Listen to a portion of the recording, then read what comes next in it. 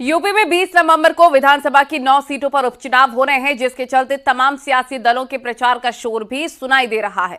लेकिन बहुजन समाज पार्टी के दिग्गज नेताओं ने अब तक चुनावी रैलियों और जनसभाओं से दूरी बनाई हुई है। 40 स्टार प्रचारकों की लिस्ट तो जारी हुई, लेकिन मायावती और आकाश आनंद ने अब तक एक भी जनसभा या रैली नहीं की है।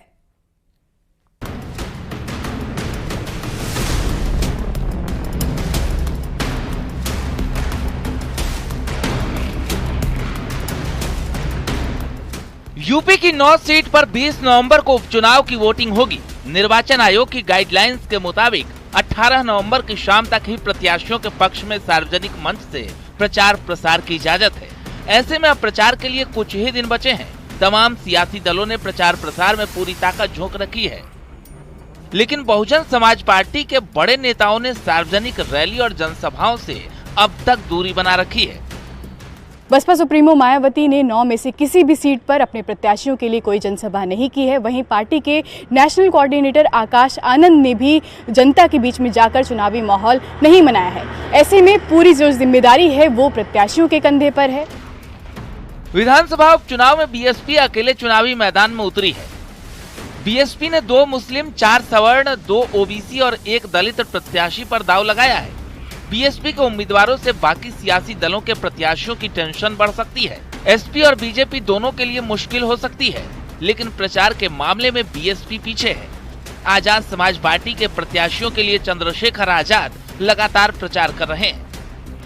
बीएसपी सुप्रीमो मायावती ने 9 सीटों में से एक पर भी अब तक अपने प्रत्याशी के पक्ष में कोई जनसभा नहीं की है। यहाँ तक कि पार्टी के नेशनल कोऑर्डिनेटर और मायावती के भतीजे आकाश आनंद भी अब तक किसी उम्मीदवार के पक्ष में माहौल बनाने नहीं उतरे हैं। बड़े नेताओं की बेरुखी से उम्मीदवारों के मनोबल पर असर पड़ रहा है। वो अकेले अपने दम पर माहौल बनाने में जुटे हैं। रही बात कैंपेन की, बहुजन समाजवादी पार्टी का तो समर्थन पहले से ही एनडीए को है, भारतीय जनता पार्टी को है। उनका कोई नेता, चाहे आकाश आनंद जी हो या जो भी नौजवान लोग हैं उनके यहाँ, कोई कोऑर्डिनेटर मैदान में नहीं है। तो अनुसूचित वर्ग के लोग ये जानते हैं कि जो उनके आरक्षण की लड़ाई है, बाबा साहब के संविधान की जो लड़ाई है, अगर कोई लड़ सकता है तो उसकी कोई ताकत किसी में बची है तो सिर्फ और सिर्फ इस देश के सबसे मोस्ट क्रेडिबल सोशलिस्ट नेता माननीय अखिलेश यादव जी। बीएसपी ने यूपी की सभी 9 सीटों पर अपने प्रत्याशी उतारे हैं। पार्टी ने प्रचार के लिए कुल 40 स्टार प्रचारकों की लिस्ट भी जारी की थी, लेकिन अब तक मायावती समेत कोई बड़ा नेता यूपी में जनसभा या प्रचार करता नहीं दिख रहा। मायावती ने महाराष्ट्र और झारखंड में रैली की है, लेकिन यूपी में अभी तक उनकी कोई रैली नहीं हुई। आकाश आनंद ने भी यूपी में कोई रैली या जनसभा नहीं की। बीएसपी के प्रदेश अध्यक्ष विश्वनाथ पाल ने कुछ सीटों पर प्रचार जरूर किया है, लेकिन बीएसपी का कोई बड़ा नेता उपचुनाव में एक्टिव नजर नहीं आ रहा।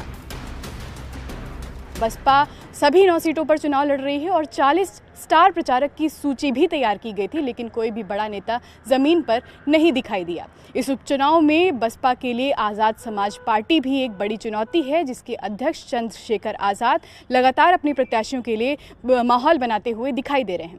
ऐसे में बसपा की ओर से किसी भी बड़े नेता का जमीन पर ना उतरना और जनता के बीच में ना जाना प्रत्याशियों का मनोबल गिराता हुआ दिखा रहा है। कैमरा पर्सन मनोज शाही के साथ नितिका दीक्षित, न्यूज़ 18 लखनऊ।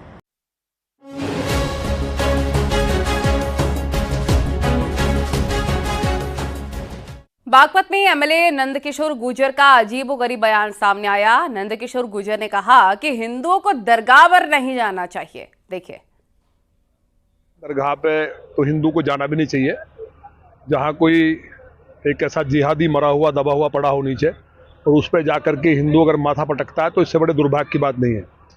देवादिदेव महादेव, भगवान विष्णु, भगवान हमारे देव नारायण जी और हनुमान जी महाराज, हमारे यहाँ खाटू श्याम जी से लेकर जहाँ आदमी जाना चाहता है, ईश्वर एक है, उसके रूप अलग है। लेकिन दरगाह के अंदर तो वो जिहादी दबे हुए हैं, जिन जिहादियों ने यहाँ दुराचार किए, बेटियों को जहाँ जौहर करने को मजबूर किया, तो वो दबे हुए हैं, उनके अंदर कीड़े पड़े हुए हैं, उस पर जाकर कोई माथा पटक रहा है तो इससे ज़्यादा दुर्भाग्य की बात नहीं है। वो अरब कंट्रीज में भगवान देवादिदेव महादेव की पूजा कर रहे हैं, मक्केश्वर महादेव की, तो जब भोलेनाथ को मुस्लिम भी मान रहे हैं, दुनिया की जब दुनिया नहीं थी तब से शंकर जी हैं, तो उनकी पूजा करनी चाहिए। तो मौलवी भी मुझे उम्मीद है कि भगवान महादेव का अभिषेक करेंगे। जो हमारे अपने कार्यकर्ता हैं कि जो लोग डाउटफुल हैं उनको चेक करिए, उनको देखिए, अगर वो मंत्र पढ़ सकते हैं तो ठीक है, मंत्र नहीं पढ़ते हैं तो उनको जरा अंदर ले जाके तलाशी लेना चाहिए कि इनका खतना हुआ है कि नहीं हुआ है।